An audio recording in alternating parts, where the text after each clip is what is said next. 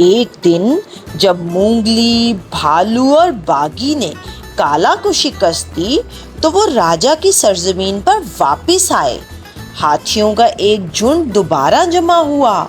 ان کے بڑے جسموں نے زمین پر لمبے سائے بنائے کیونکہ سورج غروب ہونے والا تھا۔ راجا آگے بڑھا اور اپنی دانش مندانہ نظروں سے مونگلی کو دیکھا۔ تم نے وہ کام کیا ہے جو میں نے تم سے کہا تھا نوجوان، راجا نے کہا۔ تم نے نہ صرف اپنی بہادری بلکہ اپنی ذہانت کو بھی ثابت کیا ہے۔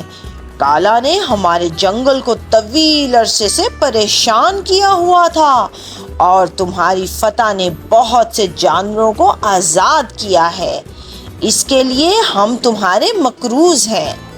مونگلی نے احترام سے اپنا سر جھکا لیا اور راجا نے اپنی سونڈ سے مونگلی کو بہت شاباش دی۔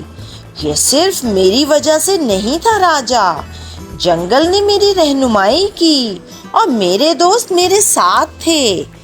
راجا نے اپنی سونڈ اٹھائی اور زور سے آواز نکالی جو پورے جنگل میں گونج اٹھی۔ آج کے بعد ہاتھی تمہارے ساتھ کھڑے ہوں گے۔